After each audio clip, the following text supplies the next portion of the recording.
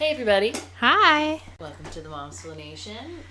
Today's episode is something that we both needed. Yes. I feel like it was very cathartic, actually. It was like perfect timing. Yeah, I had a lot of tears in my eyes during this one, which is probably indicative of the fact that I haven't slept in a few days. And that something needs to change in my home. But anyways, Jamie from Goodnight sleep site Halton. Is joining us today. And I think that I can say with your agreement that she is the kindest, sweetest, most genuine person ever. Absolutely. She just truly wants to help people, not just babies and children, but parents to get sleep and feel good about themselves during these transitionary periods. Mm-hmm. And she's very, you're being too loud for this recording. Thank you. It's a baby party in the background. But she's very knowledgeable. She has a lot of...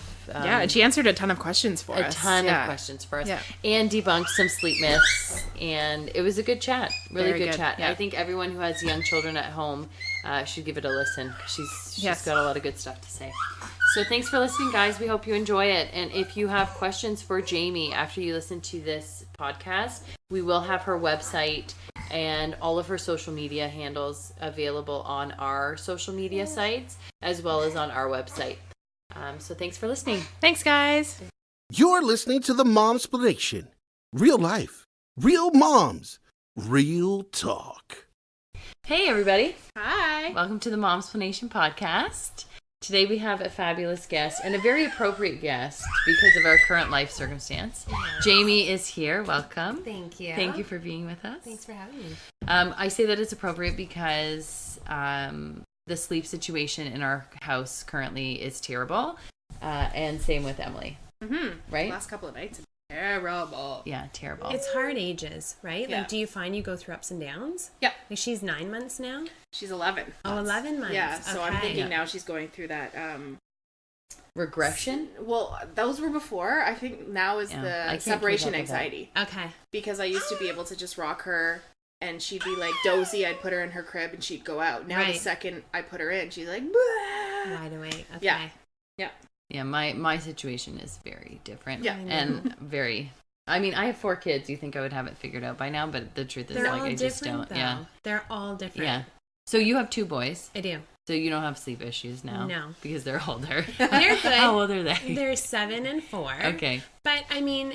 Even after you sleep train a baby, like, you're going to go through different phases, right? Yeah. Like, it's in their nature to test the boundaries. Right. And so when they do, you just got to pull it back in. Right. So maybe go through ups and downs. So did you get into it when you had your first? Like, talk us through, like, how you got into this business. Yeah, you can talk. Okay, sorry. You're allowed to say you have to talk. Perfect. Because this is just real life. Okay, good. Yeah. So I had my first son. Okay. And I nursed him to sleep. Okay.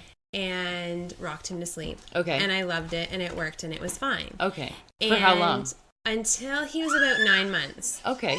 And so, funny enough, she doesn't like me talking about sleep. No, she doesn't want you to talk about sleep at all.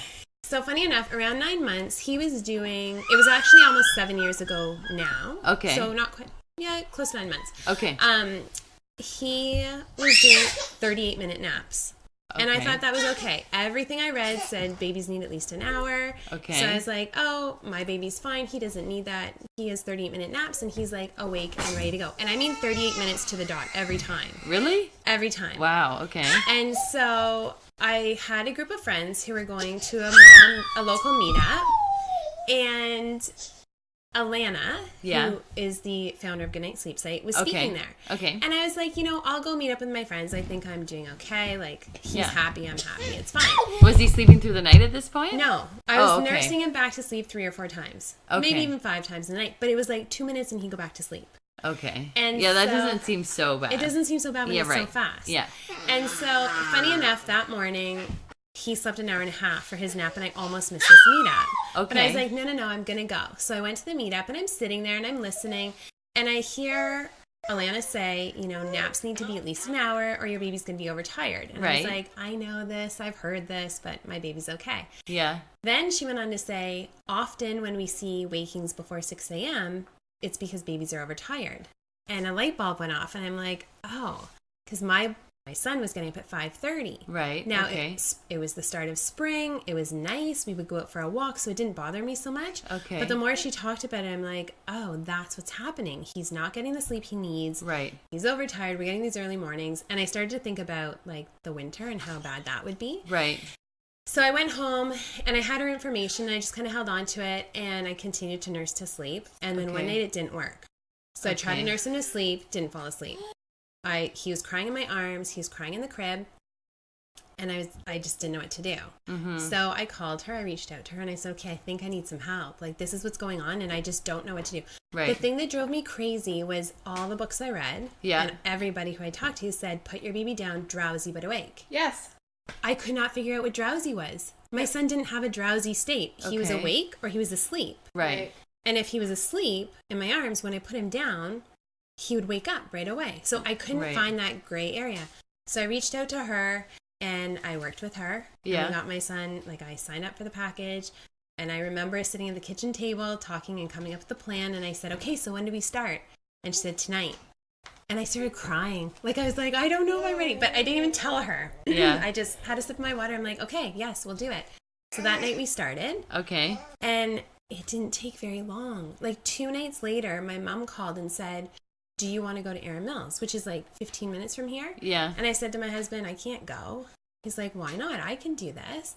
And I was like, no, because up until the point that I sleep trained, I'd put my son to bed. Yeah. And every 40 minutes or so, or every hour, he would wake up and I'd run upstairs, nurse him back to sleep. Run upstairs until 10 o'clock where I'd get like a nice 5-hour stretch. Right. And so he said, yeah, go for it. And I remember driving down Derry and thinking to myself, like, this is so weird. I kept checking the back seat to make sure I didn't have him with me. Like, it was so weird to all of a sudden not have to be there for his bedtime. Right. And it worked. I'll tell you, like, nights came together a lot faster than the naps did. Okay. Naps can be so discouraging, and I tell all the families that I talk to now about that because, like, for my son, he protested his naps. He would give me his 38 minutes, and then he would protest, and then he'd maybe sleep a little bit more, but it wasn't until about 3 weeks later that he started to sleep through.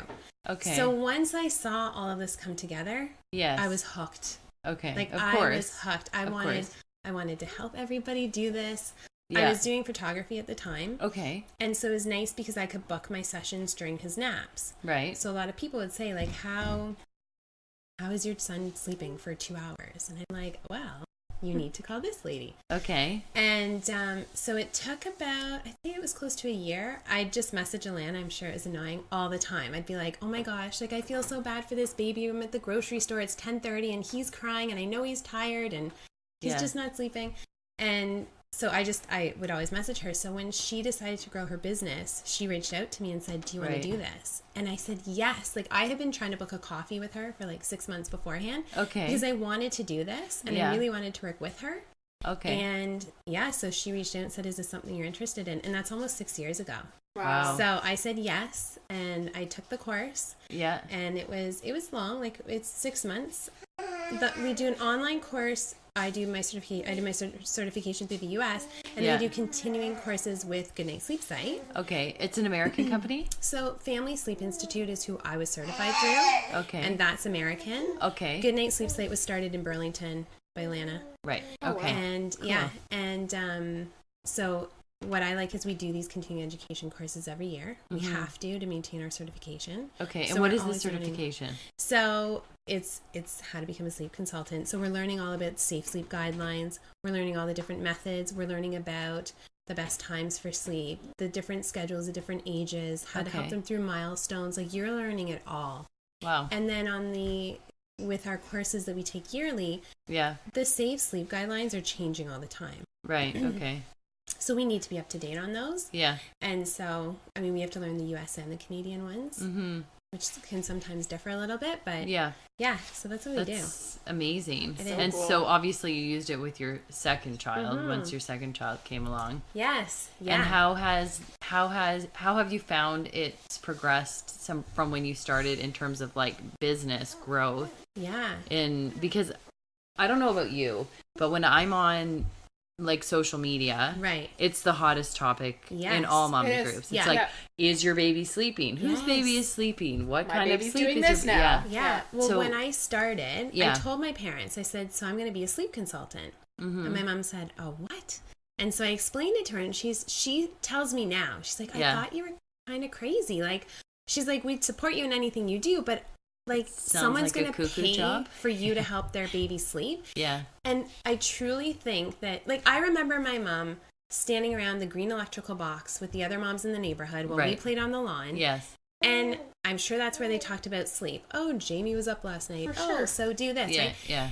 Now with the internet, you have all these moms with opinions. Yeah. And experience too, right? Like, everyone shares their different experiences, which is wonderful.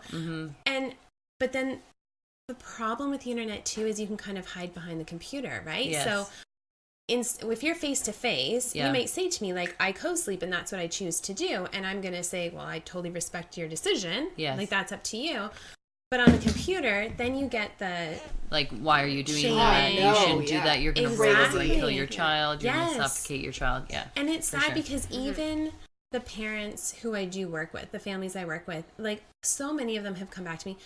Mom guilt. Like, we all have it. Yeah, for sure. Whether your baby's sleeping, whether your baby's not, like, we have it about everything. Yeah. So it's really sad when a mom has decided to do this, and when her baby is actually, like, doing really well. Yeah. And then someone close to her will question it. Right. And it just makes you feel so bad.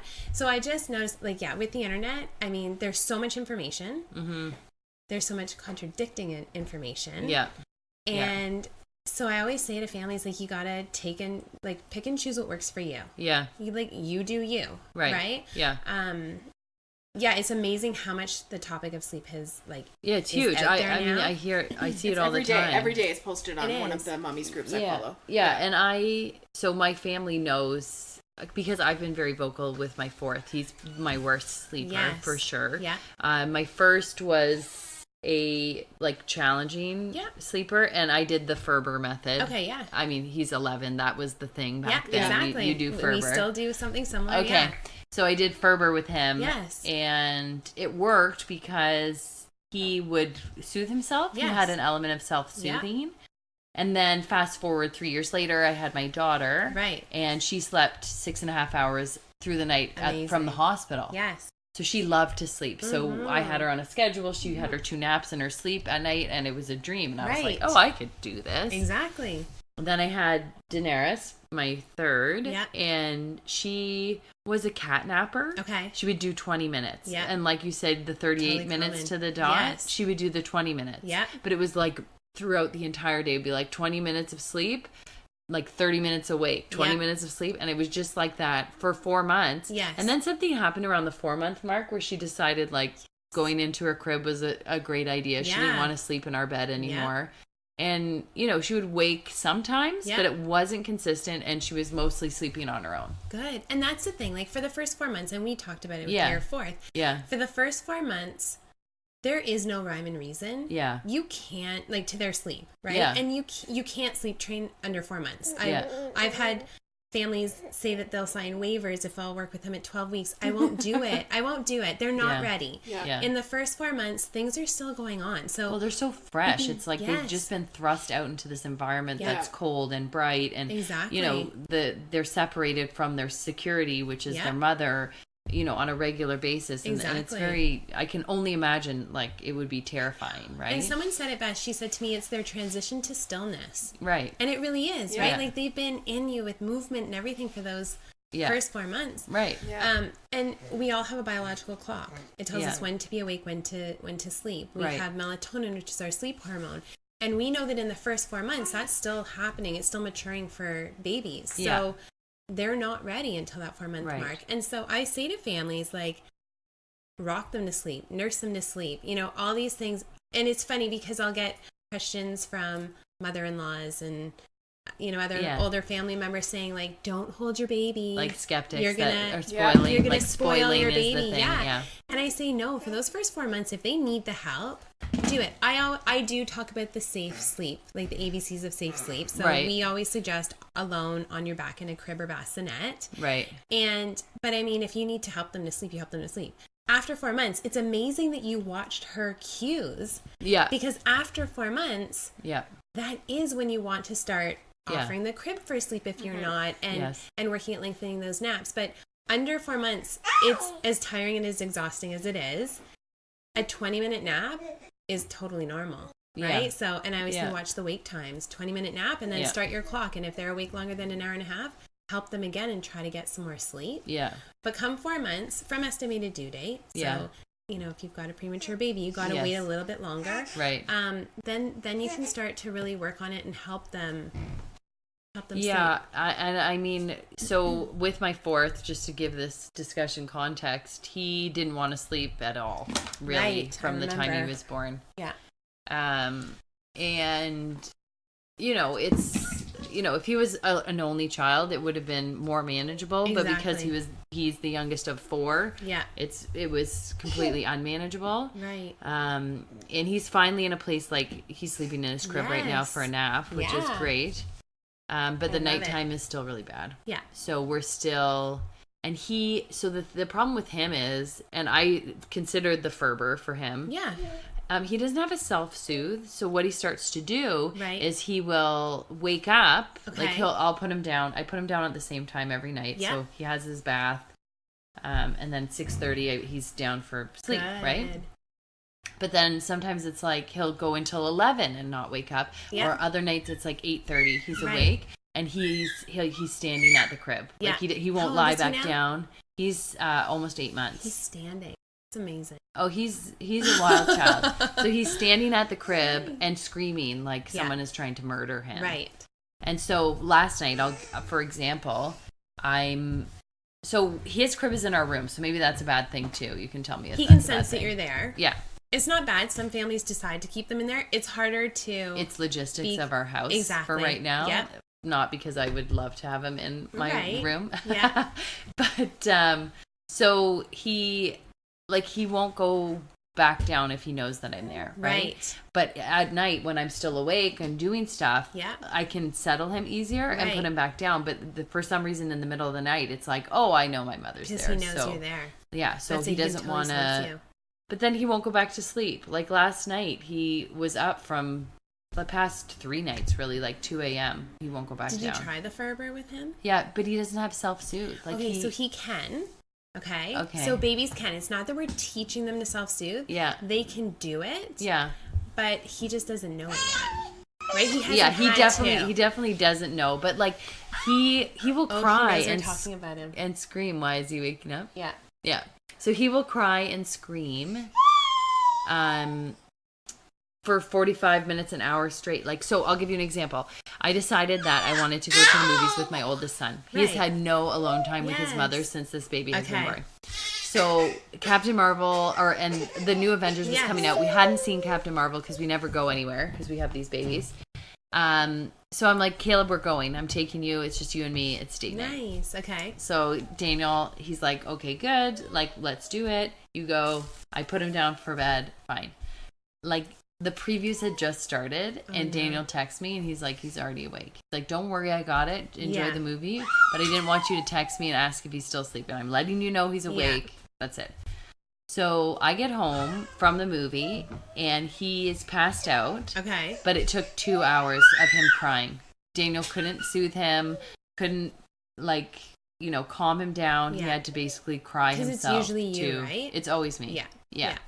The hard part is this. So, and I get it, because I've been there, but families will say, like, it just doesn't work, or my son just can't do it. Yes. He can, but it's going to take some practice. Okay? Right. He has strong memory. Yeah. He knows that you're the one who does this for him. Yeah. And if he cries long enough, then you help him to sleep. Right. So it's finding a time when you're ready. Yeah. And then being consistent no matter how long it takes. Right. The hard part too comes into play when you have other kids as well, and I know you want to protect their sleep. Yes. Right? So I usually say in that case, start on like a Thursday night, because Friday's Friday. Yeah. And then you have the weekend. Right? Yeah.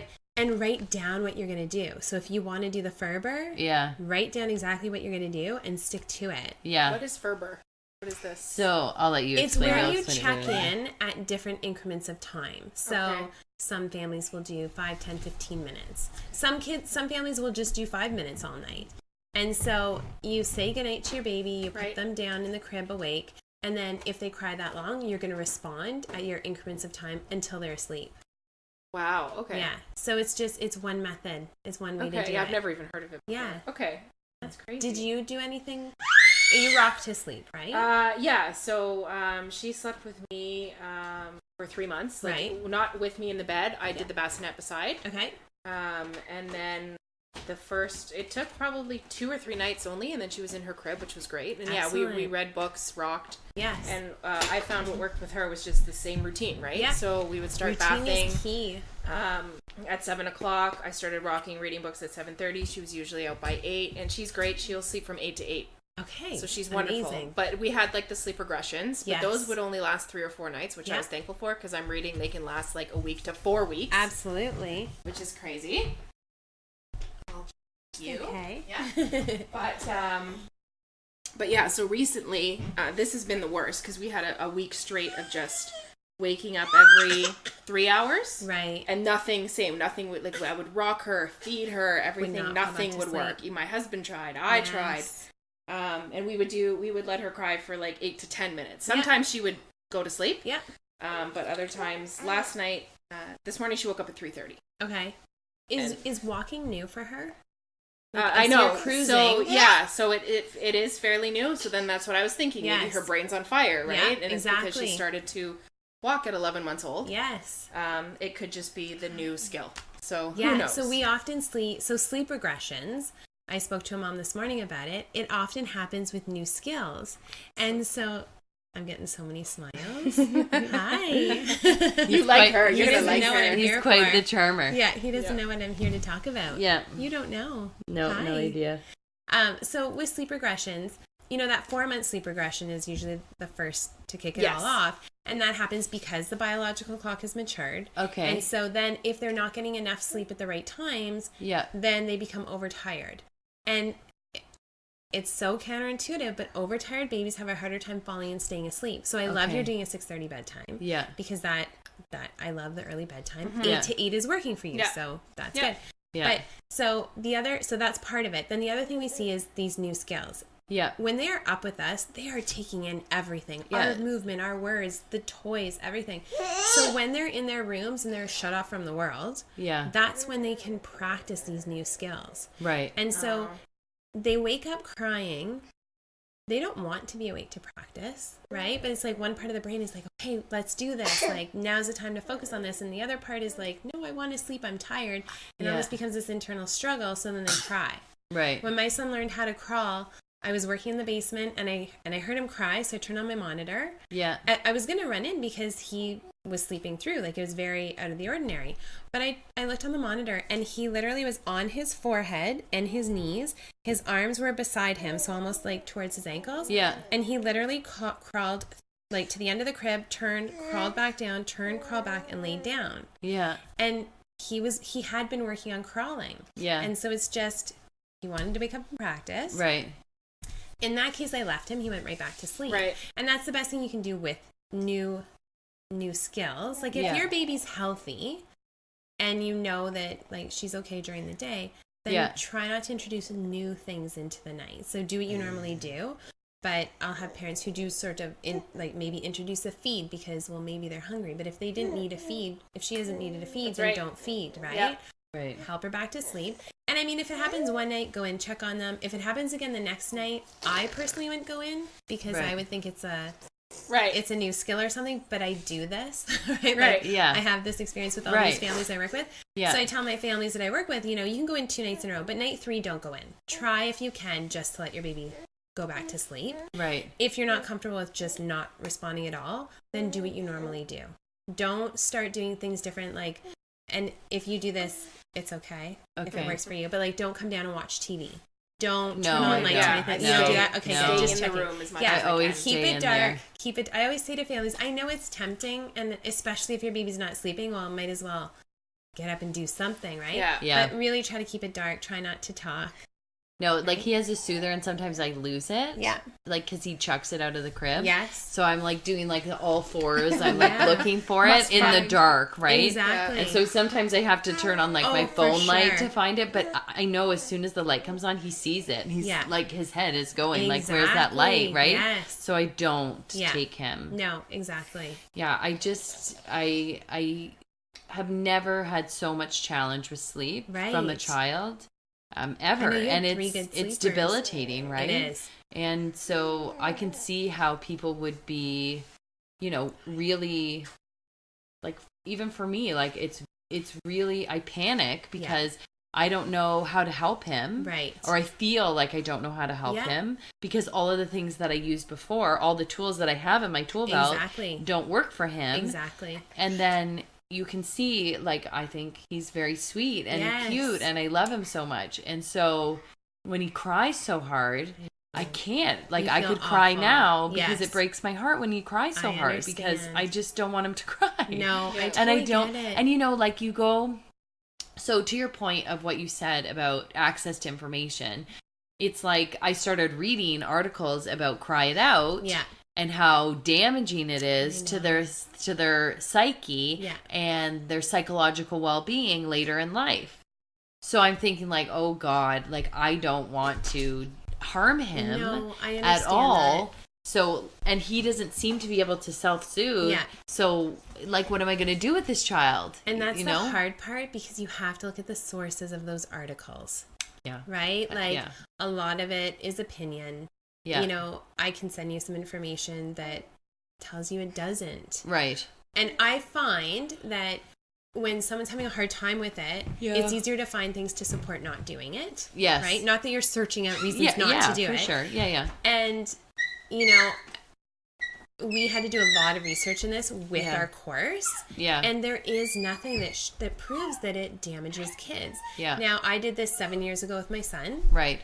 And he is like the most compassionate kid. Like there's no side effects. I mean, I still make everything better. Yes. Right? For sure. It's not, so I know another big part of it is like, you don't want to, I always used to say like, I don't want to damage his spirit. Yes. I said to my husband, I'm going to do this, but if I get started and I don't like it, we're stopping. And he's so supportive. He's like, okay, that's fine. Like you tell me what we do. Yeah. And so as we went through it, he wasn't his happy self. Yes. And I had to remind myself he's exhausted. Yeah. Right? And so that happens and parents get worried. Like all of a sudden my baby has changed. Right? Like my baby's not as happy anymore. But if you can kind of get them caught up on sleep, they're going to be okay. They're going to be even more happy. And I didn't think my son could be happier than he was with his 38-minute naps. Yeah. But he was. Like it was amazing. Yeah. But it's hard. And you have to kind of let go and trust that at the end of the day, he needs the sleep. Right? And it's going to help with his immune system. It's going to help with the new skills. And you need your sleep. Yeah. For me, it's like at this point, it's more for my sanity because I'm getting to a place where like I was telling Emily earlier, I was up there last night and so I had all three of my 4 children were up in the night for various reasons. Yeah. Oh, okay. We don't know what's going on with Daenerys.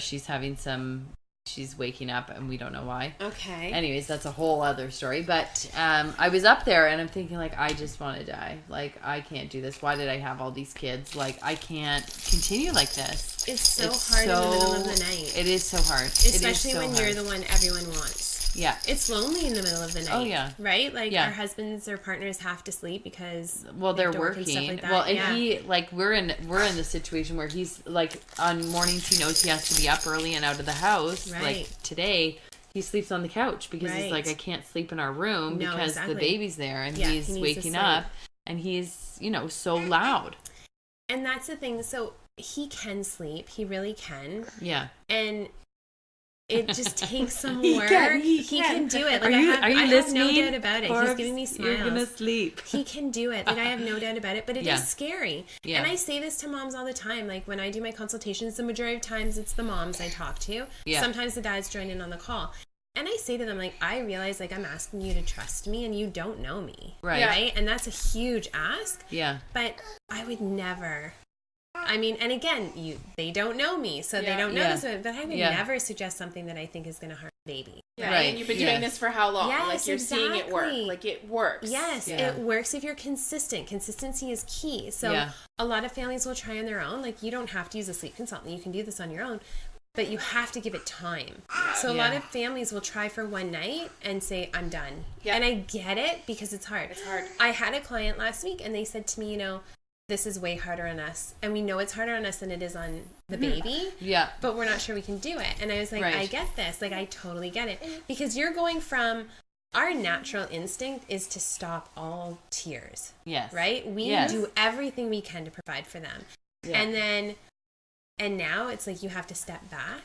Like I truly felt when I did the sleep training, my husband came home the first night I got my son to sleep and he walked in from walking the dog and he said, how did it go? Like the house was silent. Yeah. And I burst into tears and he's like, why are you crying? Like he's asleep, right? Yeah. And I'm like, yeah, he's asleep. So did you stop nursing him to sleep at that point? I kept a feed as part of my bedtime routine, but I didn't nurse to sleep. So you don't have to cut you don't have to cut your feeds. Because I'm just curious because I do Good nurse question. him to sleep. Yep. Like at the 6:30 time. Okay. So good question. I'm trying not to nurse him in the middle of the night because you can see he's a large baby. He does not need to eat and he's not hungry. No, exactly. So you can still nurse as part of your bedtime routine. Right. I encourage it. Yeah. But nurse 15 minutes earlier. Right. And keep your light on. Right. So that he nurses, and then you read a book, and then you put him down, and then you respond with your method. Right. And there's different ways. So there's the Ferber. Right. There's one where you Do they still call it that? Yes. So Ferber, I call it gradual check-ins. Okay. Just because I feel like it explains it a little bit better. Do they still, the way that I did it with my son, and to your point, like my son is a wonderful, loving, I mean, he has ADHD. I don't know if that's related. Sometimes, you can go down the rabbit hole. No, it's not related to it, but did you know sleep can help kids with ADHD? So our pediatrician said that. So we've done like all these methods to help his sleep actually. Yes. Okay, good. Some kids, I guess, I don't know if you've ever heard this, but having a fan like blowing at them while they're sleeping helps to open their airways. I haven't heard that one. So our pediatrician told us this because our son has narrow nasal cavities. Yeah. So lack of oxygen when you're sleeping forces you to mouth breathe, which prevents you from getting a deep sleep. Yeah. So he told us if you put a fan in your son's room is facing him, it's my phone in the kitchen. Okay. It will help open his airways so that he can continue to nose breathe. Yeah. And then he'll sleep better, and that will help him with his ADHD symptoms. Yeah, it definitely does help. Okay. Like we don't medicate him. Yeah. And he's doing fine. Okay. But like I did the Ferber with him, and he's not like a psychopath so far. Exactly. He's almost 11. So far he's good. But my understanding of it at the time, I didn't have a sleep consultant. I was a first-time mom. I was doing the Google, whatever. And basically it was like I put him to sleep awake. Yeah. I would sing songs while not holding him. Yes. I would be in the crib. I'd be looking at him. I would hold my hand on him sometimes to encourage him to stay lying down. Yeah. And I would sing and whatever, and then I would say goodnight. Right. And then I would leave, and he would cry, and he would sit up and stand. And so I do I think it was 1 minute. Okay. And then I would go in, and then lie him back down, and say, no, it's time for sleep. Yeah. And then I can't remember, but I remember there were times where I was sitting on the floor, so he would know that I was there. But telling him to lie down. So that's where you're starting to mix methods. And then, and then I would leave the room. And I could just remember times where I would be sitting outside of his room crying. Yes. Because I was like, this is terrible. I know. Right? But and it's kept how. With it. Yeah, I did because I wanted to sleep. Yes. Yeah. And I had a terrible husband at the time who used to yell at me because the baby was crying in the night. So I really wanted to sleep because I was in this horrible situation where if he didn't sleep, it was bad. Exactly. So. Totally different circumstance, but I wanted to get him to sleep, so I was so there's different methods, and that one sort of combines a couple of them. So one method that we use is one I call the gradual fade away, because slowly we're taking you out of the room. So that would be one where you would stay in the room and you'd say to him, "Forbes, I love you at sleep time." Yeah, and that's all you would say. You could, you can touch him, you can rub his back if he's sleeping on his tummy. He's so cute. He does sleep on his tummy. He's my first tummy sleeper too, which stressed me out as well. But anyways. So he's okay though. He loves to sleep on his tummy. Yeah. And just keep the crib clear, right? Like there's nothing in there. It's just a blanket. Perfect. Like a fitted sheet. Yeah, fitted sheet. Perfect. Yeah. So with the gradual fadeaway, you would stay right in the room until your baby's asleep. And then once they're asleep, you would leave. And gradually you want to start to shift your position where you're sitting in the room. So that sounds like you were doing a little bit of that by sitting on the floor so he knew you were there. I was really you were just doing flying by the seat of my pants sort of thing. And then another method is the Ferber, which I call gradual check, where you would check in at different increments of time. Okay. And so that's where you would write down. I always encourage families, write down your plan. No matter what you do, write it down, because in the daytime, you can think a little bit more clearly than in the night, right? Oh, yeah. I'm a total, bizarre monster in the middle of the night. I don't even... when I'm awake during the day, I'm like, oh, who is that psychopath in the middle of the night? I don't know her. So if you write it all down and you know your check times, then you're going to do that. And you just do it till they're asleep. Right. And then another method is the full cry it out. Right. And so with that What is cry it out? So full cry it out, some people call it extinction. Some people just call it cry it out. With that one, you would say goodnight. Sounds really scary. I know. Exactly. Exactly. I don't know about that. Anyways. What you would do is you would say goodnight. Yes. And you wouldn't go back in until the morning. Okay. So. No matter what. No matter what. And so, a lot of times now people have video monitors. Yeah. So if there was ever a reason, you had to go in for safety. Yeah. My son one time stuck his leg out the crib rail. Yeah. Then bent his knee, pointed his toe, and got it back inside the crib, and then lifted his foot. So he was literally weaved through the crib rail. The bars. Yeah. Okay. So in that situation, of course, we're gonna go in and help him, right? Yeah. Sleep sacks are great to help stop that from happening. Yeah. But yeah, so with that method, you just wouldn't go in. Right. And then you would go in, and it's the fastest method. So in your position, you meet with families in person or over the phone? Most of the time it's over the phone. Okay. So we do, which is nice because I have a client in Switzerland right now. She was referred by a friend in the U.S. That's so cool. Yeah. And we work with people everywhere. So do you do video chatting or just So it depends on the person. So sometimes they don't want to be on the they don't want me to see them, basically. Right. So we'll do, I do the phone, we'll do FaceTime or WhatsApp or... And so do you have a list of questions that you ask people to what we do determine the I have recommendation? a questionnaire that I send to them as soon as they purchase. We do a 1 week or 2 week package. Okay. And when they purchase it, they fill out a questionnaire. Okay. And it comes through to me. Yeah. And then we set up a call, and it takes about an hour. Okay. And so on the call, we're going to go through their sleep environment. We're going to talk about schedule. And with schedule, we're talking nursing, we're talking bottles, we're talking solids. Yeah. If they haven't started them, we give them an idea of when to offer them when they do start them. And then sleep, because all of that plays a role in the whole flow of the day. Yeah. Then we talk about their bedtime routine, nap time routine. I love that you do it the same bedtime routine every day, because routine is key. And you can start that right from when they come. Right? Around 6 weeks, if people haven't done a routine, I'm just do a mini routine. Yeah. Even if it's singing the same song before you put them to bed. Yeah. So we talk about that, and then we talk about the method. And so those are the 3 methods that I do help families with. Right. And then I write it all up and I send it to them. But my favorite part is supporting them through it. Because it's one thing to put it on paper. We can sit here and say, I can tell you, he can totally self-soothe if you just stay consistent. Yeah. But then when you're in it, you're going to have questions. Yeah. And so I've been there. I remember it. Right. I always tell families, you're going to go through this dark tunnel. Mm-hmm. And it's awful, right? It's not comfortable. You're doing things you don't necessarily want to do. Yeah. But the other side is glorious. And that's when you're sleeping and you're out in the bright of the day kind of thing. And so how long do you feel like it takes to establish a sleep routine for through this process? For nights, it usually takes less than about a week. On average, it takes about a week for nights to come together. Depending on the method, the one where you stay in the room, it's going to take a little bit longer. Yeah. Naps, like I said earlier, naps can be so hard. Yeah. And so they can take anywhere from 1 week to 4 weeks. I'm the most optimistic person. I am very optimistic. But when it comes to naps, I tell people, plan for the worst. It could be 4 weeks of maybe you'll get a good nap. Maybe you'll see a 2-hour nap one day. And parents will get so excited. Yeah. And I'm I don't want to burst the bubble.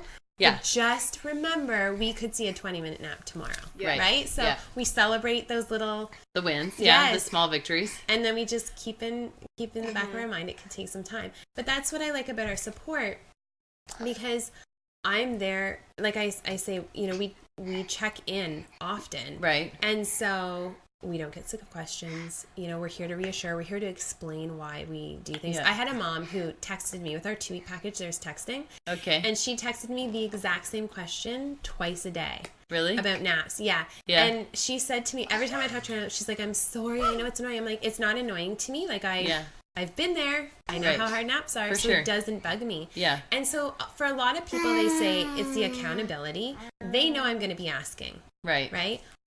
I think I'm nice, right? Yes. Like, I'm not going to yell at you. Yeah. But you are hiring me for a reason, so I'm going to make sure that I explain that to you. And, you know, I've had a mom who, night 3, rocked her baby back to sleep in the middle of the night. Right? She kind of went back to her old ways. Yeah. And so when I woke up in the morning, there was this long text, and she's like, I'm so sorry. I feel awful. I can't believe I did this. Like, she was just like super hard on herself. Yeah. And I called her and I said, listen, it's okay. Like, if you're ready to go, we keep going. Yeah. And she's like, okay.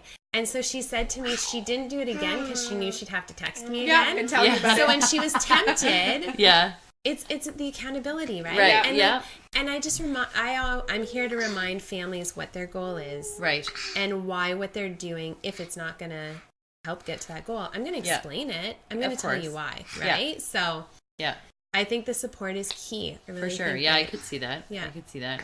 Yeah, because do you find that, okay, so with your sleep training, is it always the mom that is doing it? No. Or sometimes the dads are involved? Yeah, absolutely. Okay. You know what's really fun? Just this past fall, was it fall? Anyways, in the last year, I worked with 2 stay-at-home dads. Oh, really? And in like my 5 years, up till then it was 5 years, I had never worked with stay-at-home dads, and I loved it. Oh, that's it was cool. It was fun. Yeah. Okay, because but when dads go through the same concerns that moms do, right? Yeah. Like it was interesting to see the other side. Right. But when I work with families and it's the moms who are the stay-at-home, I still encourage dads to get involved in the bedtime process. Yeah, absolutely. Even if it's only on weekends, like some dads are not available in the evening, right? Okay. And so then we get them involved on the weekend because a lot of dads do want to be involved. I had a dad message me 2 days ago to say, like, I'm useless in the night. I can't help my wife at all. And this is their 3rd child. Yeah. And so, but I get it because you're with them all day. Yeah, that's Daniel's mentality for sure. It's like, I'm so useless. But I totally encourage dads to get involved. And even like if grandparents are local, get grandma to come over and do it one night because you guys, like, we as moms need our freedom too, right? Like even if it's just to go take a walk, if you could go for a walk with your older son, while your husband puts him to bed, like it's a little bit of freedom, right? Yeah. And we need it. Like we always kind of push ourselves to the side. Yeah, yeah. I've lost, like this is a whole other therapy session for me, but I've definitely lost a huge part of my identity in the last 8 months. Yeah. Like I've lost myself. And I don't know when I'm going to get myself back, but it's definitely correlated to my ability to leave him with people at night and his ability to sleep. Yeah.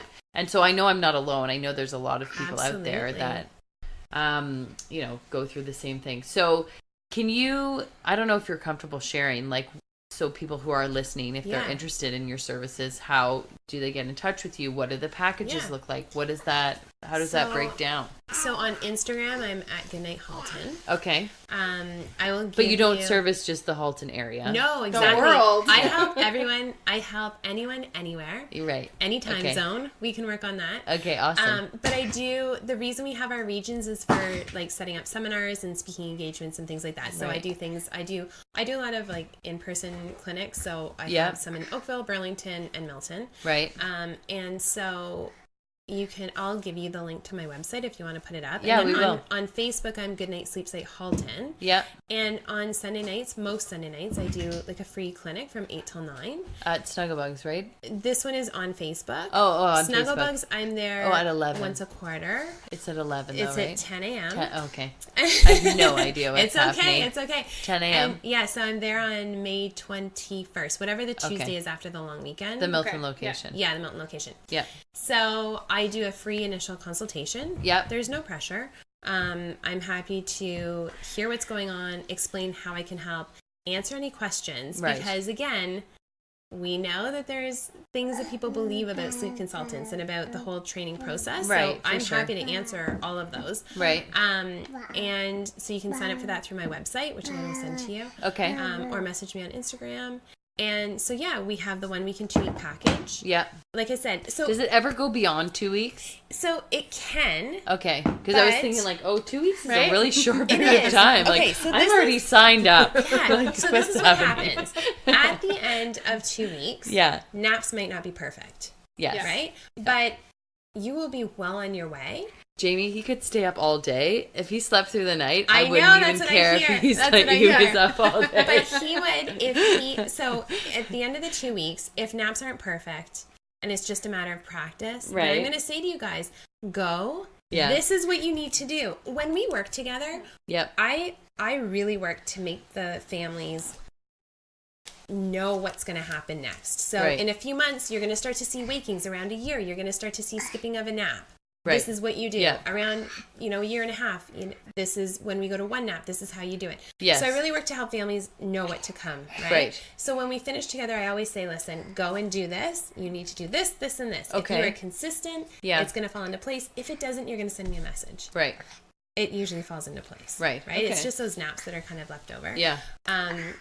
If you're doing it on your own and you're not seeing improvements in the nights within about a week, something's off. Right. Okay. Right. So that's why we have the 1 and 2 week package. Yep. And I do speak with parents with newborns. I mean, especially I was going to say especially when it's your first, but really because every baby's different, you could have a second baby and you're like, what is going on? Or a fourth baby and be like, what's going on? So people don't have to wait till 4 months to reach out to me. I'm more than happy to set up a call. No, exactly. Poor Jamie, I was like, damn. But I don't mind. Yeah. I've been there, right? And terrible. So I have newborn sleep tips. We don't sleep train under the year, but there's little things you can do that help sleep. Yeah. But after 4 months, you can get started. So we have the 1 or 2 week package. Awesome. We go through it all. I write it all up. I send it to you. I support you through it. Take my money. Yeah. Just take it. I will sleep. Take my money. And it's an investment. It is, but I think it's worth every penny. I mean, sleep is like price. Like you can't put a price on sleep. Yeah, I mean, it's directly correlated for sure with my mental wellness. Yeah. For sure. And it's not today. Yeah. So the other thing I wanted to ask you about is sleep myths. So I get a lot of mixed advice, as you can imagine, because I have this child. And I actually posted something on my Instagram yesterday because it was this article this woman wrote, and the title of it was, "No, my son does not sleep through the night yet. Please stop asking." Yeah. And I was like, this is my life. Yes. This is, And the opening of this article said, if I had $1 for every time someone asked me about my son's sleep, I'd be living in a mansion in Beverly Hills, and I would definitely have a night nurse. Every day. Yeah. So I was like, So I posted it up there, just slyly, okay, people stop asking me because I can't deal. So as a result of people knowing that he doesn't sleep, I get a lot of advice. Okay. So I think a lot of it is crap. Okay. So you're going to tell me. And then you can maybe share with us some of the biggest sleep myths you hear. Can I say one thing first? Yeah. We need to define sleeping through the night. Yes. Right? Because sleeping through the night, I remember when I had my first son, was considered 5 hours of sleep is sleeping through the night. Okay. Even sleep-trained babies are going to wake. We all wake in the night, sometimes more than others, right? Yeah. Sometimes I toss and turn and can't fall back to sleep for who knows how long. Yeah. So we all do it. So even when your baby is sleep trained, the difference is a baby who can fall asleep on their own, can fall back to sleep on their own in the night. Right. They might wake up and practice a new skill for 2 hours, and she might be trying to do that. Right? And you would never know, right? And you wouldn't know because exactly. Right. So I just need to put that out there that when someone hears that your baby, they think sleeping through the night is 12 hours. Like if my baby's not sleeping 12 hours, there's something wrong. Exactly, and it's not. Okay, let's hear the myths that you. So one of my favorites is just don't give him a nap during the day, and then he will sleep during the night. Lies. Yes. That's wrong, right? It is wrong. Yeah. Babies need sleep. Sleep begets sleep. Right. an overtired baby has a harder time falling and staying asleep. So we often see night wakings or early morning rising. Right. So if you try to keep your baby awake, chances are they're either going to wake frequently or you're going to see wakings before 6 a.m. Yep. Okay. Don't do it. The other one is, if he's waking up early, put him to sleep later. No, don't do it. Again, this again is so against what you think. Yes. And I have friends who get so irritated when I tell them this because they'll say, "Oh, I'm having early rising," and I say, "Okay, back up bedtime." They're like, "It makes no sense." But it does. The most restorative sleep happens for kids between 5 and midnight. Right. Okay? So when they're overtired, whether they've skipped a nap, whether you've been out for the day and they don't nap well, whether they're waking in the night to work on new skills, to make up for that sleep, you want to offer more sleep at the start of the night. Yes. And it's going to help them sleep later. So put them to bed earlier. Put them to bed earlier. Okay. So she's doing waking. Yeah, try an earlier bedtime. Okay, let's do it. I realize not everyone can do early bedtimes. I've said it on mommy boards before. And how do people who are working do it? Like they get home at 6:30. They're picking their kids up from daycare. So in that situation, I say, you know what, on the weekends, my niece sometimes used to have to go to bed at 8 o'clock. That's just what it was. Yeah. But on the weekends, if needed, they would put her to bed earlier. So you always have that option to offer an earlier bedtime on the weekends. And even 15 minutes for a week straight is going to help, right? You're chipping away that sleep time. For adults, whenever you see sleep challenges, and we have one, we say try to go to bed 30 minutes earlier for a week straight. Right. You're going to get more sleep. It's better to go to sleep earlier than it is to sleep in, because your sleep in the morning is not as restorative. Right. And so you're not going to wake up any more rested. Yes. It's better to go a little bit earlier. And I tell moms and dads this when we do sleep training. Yeah. Once your baby's sleeping, you need to try going to bed earlier. Right. It's this weird feeling you're going to go through. It is so much to do. Like, oh my gosh. That's when I do my laundry, and I'm like, it's 7, she's asleep. Yeah, I know. And you want to relax too. Like, I mean, I do it. My husband will be like, Jay, we should go to bed, and I'm like, I just need a 20-minute show. I know, right? I just need a 20-minute show, right? Okay, so what about are toys in the crib just like disruptive to sleep? Yes. So like stuffies or things like that. I suggest under 1 year you keep nothing in the crib. Okay. That's for safety. Okay? Yeah. Even loveys. And after that, if you want to offer a lovey, like a stuffed animal, go for it. I personally wouldn't do anything that plays music or lights up, like the glowworm. I remember everyone used to have the glowworm. Yeah. But you don't want, and trains and cars. My son, I remember we were visiting my sister one day and he fell asleep holding this train car. He loved this train car. And I went in and snuck it out because in my mind, I was like, I don't want this baby to roll onto this train car. I mean, he was 2. But I didn't want him to roll onto it and that wake him up. Yeah, right? For so sure. if you want to do a lovey, like a little stuffed animal or something after a year, you can do that. Yeah, like, so my daughter, my 2-year-old has a bun. We call it bun. Yes. It's like a bunny on a blanket. Yes. You know, like on a little blanket. She can't sleep without it. Right. So we're screwed if it's ever lost. But she started asking to have more friends in her bed with her. Okay. But I found that her sleep has been bad, and someone told me, it's because she has too many toys in her crib. So I don't know if that's a myth or not. So I would limit it, right? Yeah. Because you want her to be able to stretch out and roll around and sleep properly. And the other thing is you don't want her switching her mind in the middle of the night where, oh no, I actually want baby instead of doggy, right? So I would limit it. I wouldn't let her have like a ton of them, but you can have some. Okay, and then what about another one that I really liked that I got was leave the window open. It's better for them to sleep in a cold room. They'll sleep longer. So I agree with cooler temperatures. Okay. Absolutely. I personally wouldn't leave the window open because then that's going to cause the blinds and the curtains to blow. Okay. And we want it as dark as possible. So when you say cooler temperatures, like what are we talking? Somewhere between 20 and 22 degrees Celsius or 68 to 72 Fahrenheit. Is considered comfortable. Okay. You know, in the winter, we put our house even lower than 20. My boys sleep with fans on all year round. So do my children. Yeah. Everyone in my house does. With babies, like newborns, up to about 4 or 5 months, it's very common for them to wake with ice cold hands. Yes. Yeah, circulation, normal. Right? Yes, it's totally normal. Not that they're cold. It's not that they're cold. So feel their chest or their tummies or their back, depending which way they're sleeping. Yeah. And as long as that's warm, they're okay. You don't have to bundle them up. It's better for them to be a little bit more on the cooler side than overheated, for sure. Yeah. Right. And I found Evangeline, I bought the blackout curtains. Yes. And that helped. Yes. But because it's getting darker later now, there's still it's still light. There's still lightness. I went to Snugglebugs and bought the one that suction cups to your window. Blind, Honestly, best thing that ever happened. Yes. So 6 o'clock in her room, it's like pitch black. Yes. Yeah. And she'll go to sleep. Yeah. Because it's that dark in there. Like the blackouts helped. Yes. But in Canada, like right now, it's getting not dark till like 9:30. Yeah.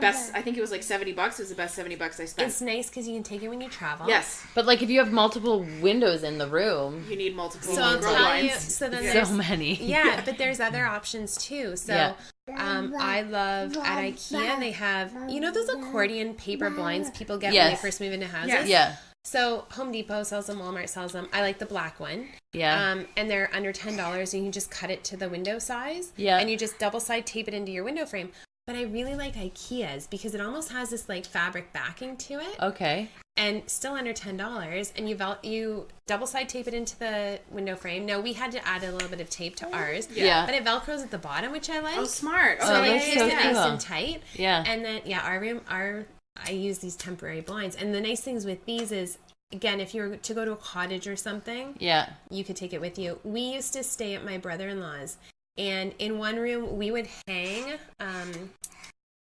like a navy blue duvet cover. Yeah. We would just stick it to the top. Yeah. And keep that, and that was fine. But in the other room, we got black Bristol board. Yeah, and just taped it to the window. And we taped it. We had like 6 pieces, and because we went there all the time, we just shoved it behind his dresser. Yeah. And then so that it was always there. Yeah, when we needed it. So making it dark is good. So you can keep the window open. So darkness and temperature are important factors. Yes. And if you're seeing early rising. Yes.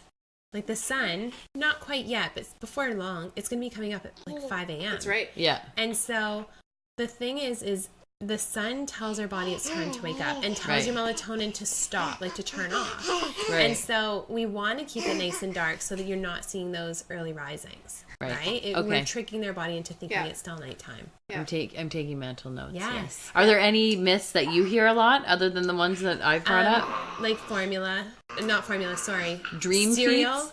Dream feeds are okay. Okay. But cereal before bed, or like filling them up before bed. Yeah, I've heard people think that if they gave their baby formula instead of breast milk, that they'll be fuller. Like, what is that? You don't have to do that. Have you heard of people putting formula or cereal in the bottle? Yes, and don't do that. Again, like, even my mother-in-law suggested that to me. Yeah. She's like, you need to stop nursing and do... It is. It's like, it's an old-fashioned thing. Yeah. I mean, some people still try it. But really, they say not to do that, right? It's a choking hazard. Yeah. Like, and here's the thing. I always think about, like, my husband at Christmas dinner, right? He comes out with the massive overflowing plate. Yeah. He'll eat it. Then he has dessert. He cannot sleep because he is so full. Yeah. Yes. And so think about it. If you're trying to fill your baby right before sleep, they're not going to sleep well. Yeah. It's uncomfortable. Yeah. So just do your regular meals throughout the day, your regular feeds. Yeah. It's not going to help. Well, I always laugh when people tell me that he needs like more sustenance Right. or like something more because he's massive child. Exactly. Yes, Like he doesn't need more food. No. I don't think that's his problem. And sound machines. We have a sound machine. Yeah. In ours. Okay. Do you recommend? I do. So really I help? like it. Is a fan A fan is white noise. So something that's going to make So noise. what it does for me, I like it because it drowns out the background noises. Yeah. Yes. Right? You don't want to have to tiptoe around. You have other kids. So you Yes, don't want to everyone has a loud fan in Yeah. their room. And so I started using it because our neighbors had little dogs and they would bark whenever anyone went to the mailbox. Now our neighbor has a basketball net, so like we're the cool hangout. Now they're amazing. I have to say, like these kids are so nice. Respectful, They aren't yelling and screaming, but they're playing basketball. Right. It just drowns out the noise a little bit. Yes. You don't want it too loud. You want it about the sound of a fan. Yeah. Okay. And what I like about white noise is it's not habit forming. Music can be habit forming. Yes. And so then your child can never sleep without music. Okay. And music stimulates the brain. That would be terrible. So white noise doesn't. White noise is just I think as mine is like constant. ocean waves or something. Yeah, in we that. do the rain. Yeah. Okay. Yeah. Nice. Okay. It's So nice. So I do like we're that. on the right track. I am not on the right We're track. getting you a fan. sound machine, a You have a blackout fan. drain. I do have a fan. You're good. The fan is good. Yeah, Yeah. I think that the thing that has been most humbling for me is that I really don't have it all figured out. And that's the message that I want to share with moms, no matter if you're a first-time mom or a 4, 5, 6-time mom. It's like your kid can throw a wrench into the plans, and just, be open-minded, right? Absolutely. To the thought that, like, you don't know best. And that's why I'm so grateful that there's people like you that are, supporting people through some of the most difficult times of your life. I was talking with Daniel the other day, actually, about, I was reading that there's a statistic out there that says about 75% of couples now separate or divorce in the first 2 years of their child's life. Absolutely. Because it's so stressful. Yeah. And I'm positive that a lot of that is because of the sleep issues. One of my very first clients, when she called me, said to me, we will be divorcing if this doesn't work. Right. Yeah. And I had never even really thought about it. Like, when I started this, I wanted to help the kids. I wanted them to get the sleep that they needed. Yeah. And that just was like, it just put in perspective, like, it's not only the kids. No, and you're helping the parents. It's hard for sure. because we're with them all the time. So we start to know what the cries sound like, and we start to this. The dads aren't there, but the dads want to be. Yes. Right? And so then they want to offer suggestions, but we're so tired that often we're like, no, it's not going to work. And you kind of shut them down. Like, get away from me. So it becomes stressful. Right? Yeah, or like, for sure. I remember saying to my husband, Kate, can you go and try to get him back to sleep because I don't want to feed? Yeah. So he would try for like 10 minutes, and then I'd say, I'm just going to feed him. Yeah, I'll just do it. So, and he, again, like, he was okay with that, but then... Yeah. It's like what is the point, right? Yeah, it's not of cool even encouraging them to help. Exactly. Yeah, if you're not going to give them a fair shake. So it's just, it definitely puts stress on relationships. Yeah. And, my husband says it's like we lead a double life. We have our kids who are so fun, and we have so much fun with them. And it's loud and crazy until like 7 o'clock, 7:30. Yeah. And then it's quiet. And then it's us time. Yeah. Right? So we all need that downtime. Yes, for sure. And you're not getting it if your kids are up till the night, right? Yeah. So I'm always happy to just help everyone kind of get that in line. Yep. That's awesome. One thing that I find really sad, and to your point of like letting moms know they're not alone. Yeah. I have a lot of moms who will message me or talk to me and say, I know this is my fault. I did this. This is like, I created a bad sleeper. No, you didn't. A lot of times it's survival mode. For the first 4 months, you have to do. Some babies need more help than others. Yeah. Right? And so I'll talk to mom and they'll say, I know it's my fault. I nursed him to sleep. It's okay. You did what he needed at the time. Right. His needs have changed. Yes. And now he can do something else. So don't feel guilty for it. Yeah. You haven't set him up for failure. Yeah. He can do this. No matter what, he can do this. I've worked with like 6-year-olds. Like, it can change. It's never too late to be a good sleeper. And when you're you have people who have older kids too. Yeah. Oh, okay, that's good to know. I never would have even considered that. Yeah. Okay. Sometimes, like, for different reasons, right? For sure. I can see that. I'm working with a 4-year-old right now who has never been sleep trained. Right. And it was working okay because the second baby, she sleeps in her crib and she's doing really well. But she started to catch on that the 4-year-old has mama. So she falls asleep, and now she wants it. So now we have to stop it because mom can't be in both places at once. That's right. Right? Yeah. So it's never too late. Wow, I definitely, like, with him specifically, I've been told by people that I've, done it to myself. No. Like, that is the message that has been, you have done it to yourself. No. I'm like, honestly, I was in survival mode with him, trying to take care of the rest of my family and not kill myself. Yeah. And so, no, I haven't done it to myself. This is just the way that it is. It's survival mode. Yeah.